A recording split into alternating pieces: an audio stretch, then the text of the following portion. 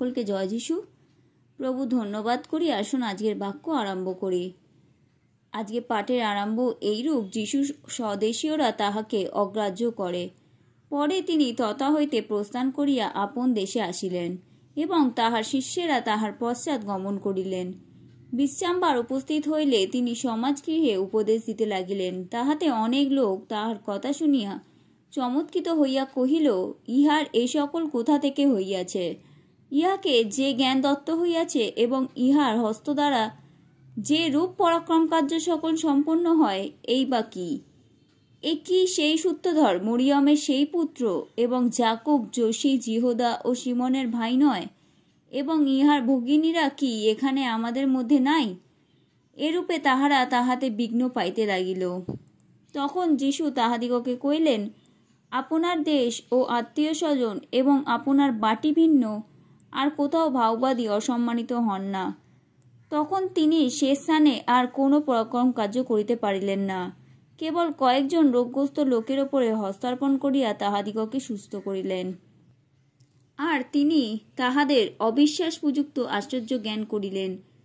পরে তিনি চারিদিকে গ্রামে গ্রামে ভ্রমণ করিয়া উপদেশ দিলেন, শিষ্যদের প্রচারে প্রেরণ যোহন বাপ্তাইজকের হত্যা।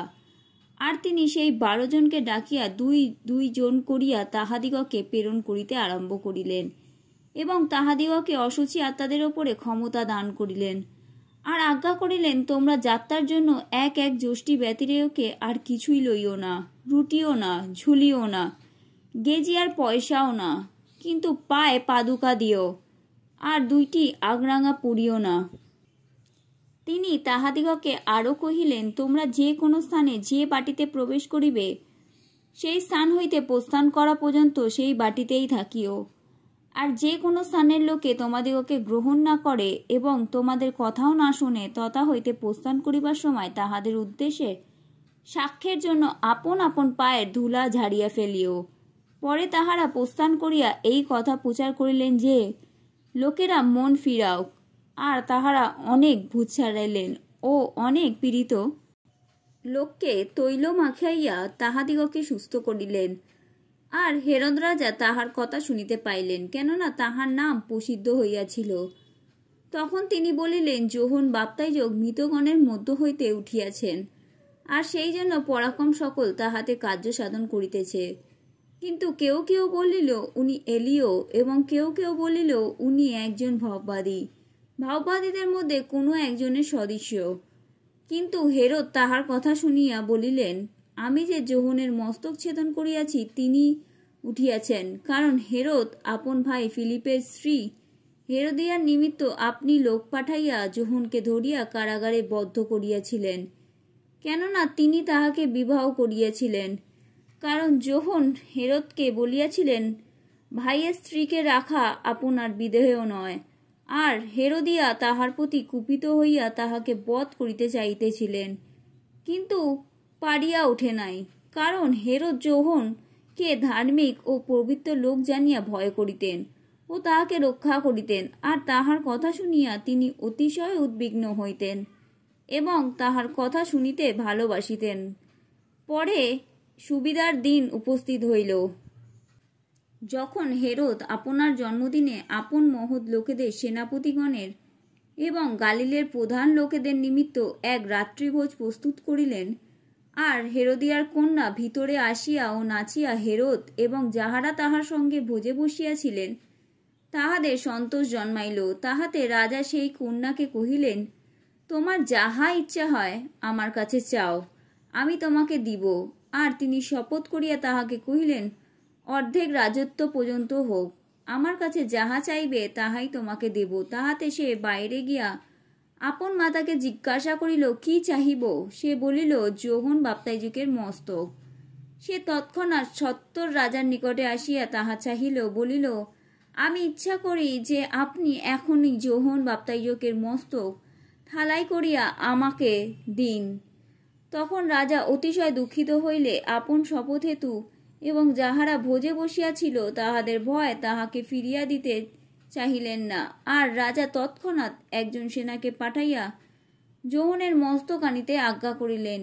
সে কারাগারে গিয়া তাহার মস্তক ছেদন করিল।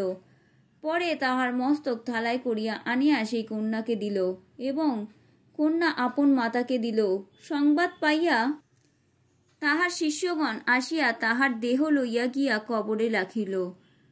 প্রভু যিশুর আরও কতগুলি অলৌকিক কার্য। যিশু 5,000 লোককে আশ্চর্যরূপে আহার দেন ও জলের উপর দিয়া হাঁটিয়া যান। পরে প্রেরিতেরা যিশুর নিকটে আসিয়া একত্র হইলে আর তাহারা যাহা কিছু করিয়াছিলেন ও যাহা কিছু শিক্ষা দিয়াছিলেন সেই সমস্তই তাহাকে জানাইলেন। তিনি তাহাদিগকে কহিলেন, তোমরা বিরলে এক নির্জন স্থানে আসিয়া কিছুকাল বিশ্রাম করো, কারণ অনেক লোক আসা যাওয়া করিতেছিল, তাই তাহাদের আহার করিবার অবকাশ ছিল। পরে তাহারা নৌকোযোগে বিরলে এক নির্জন স্থানে যাত্রা করিলেন, কিন্তু লোকে তাহাদিগকে যাইতে দেখিল এবং অনেকে তাহাদিগকে চিনিতে পারিল, তাই সকল নগর হইতে পদ্রবজে সেখানে দৌড়াইয়া তাহাদের অগ্রে গেল। তখন যিশু বাহির হইয়া বিস্তর লোক দেখিয়া তাহাদের প্রতি করুণাবৃষ্ট হইলেন, কেননা তাহারা পালকবিহীন মেষপালের ন্যায় ছিল। আর তিনি তাহাদিগকে অনেক বিষয় শিক্ষা দিতে লাগিলেন। পরে দিবা প্রায় অবসান হইলে তাহার শিষ্যগণ নিকটে আসিয়া তাহাকে কহিলেন, এ নির্জন স্থান এবং দিবাও অবসান প্রায়, ইহাদিওকে বিদায় করুন, যেন ইহারা চারিদিকে পল্লীতে পল্লীতে ও গ্রামে গ্রামে গিয়া আপনাদের নিমিত্ত খাদ্যদ্রব্য কিনিতে পারে। কিন্তু উত্তর করিয়া তাহাদিগকে কহিলেন, তোমরাই উহাদিগকে আহার দিও। তাহারা কহিলেন, আমরা গিয়া কি 200 সিকির রুটি কিনিয়া লইয়া উহাদিগকে খাইতে দেব? তিনি তাহাদিগকে বলিলেন, তোমাদের কাছে কয়খানা রুটি আছে, গিয়া দেখো। তাহারা দেখিয়া কহিলেন, 5খানি রুটি এবং 2টি মাছ আছে। তখন তিনি সকলকে সবুজ ঘাসের ওপরে দলে দলে বসাইয়া দিতে আজ্ঞা করিলেন। তাহারা 100 জন ও 50 জন করিয়া সারি সারি বসিয়া গেল।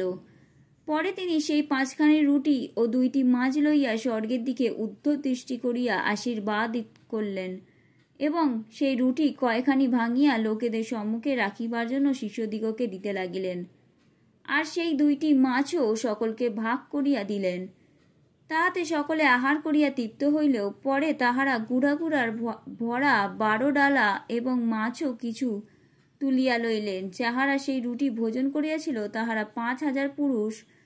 পরে তিনি তৎক্ষণাৎ শিষ্যদিগকে দৃঢ় করিয়া বলিয়া দিলেন, যেন তাহারা নৌকায় উঠিয়া তাহার অগ্রে পরপারে বৈচদ্দার দিকে যান। আর ইতিমধ্যে তিনি লোকদিগকে বিদায় দেন।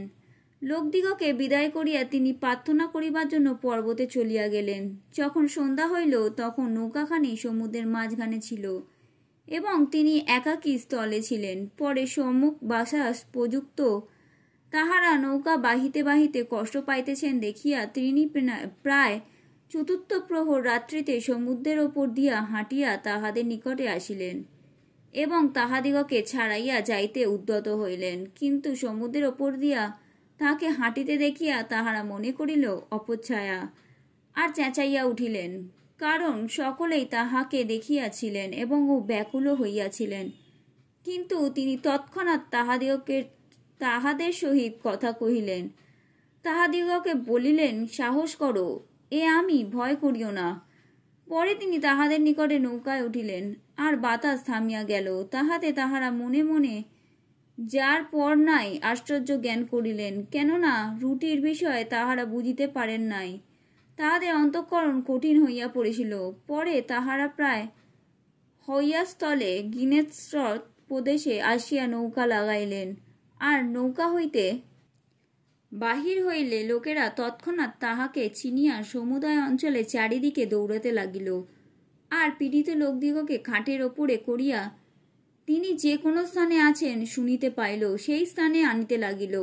আর গ্রামে কি নগরে কি পল্লীতে যে কোনো স্থানে তিনি প্রবেশ করিলেন, সেই স্থানে তাহারা পীড়িতদিগকে বাজেরায় বসাইল এবং তাহাকে বিনীত করিল, যেন উহারা তাহার বস্ত্রের থোপ মাত্র স্পর্শ করিতে পায়। আর যত লোক তাহাকে স্পর্শ করিল সকলেই সুস্থ হইল। আমেন।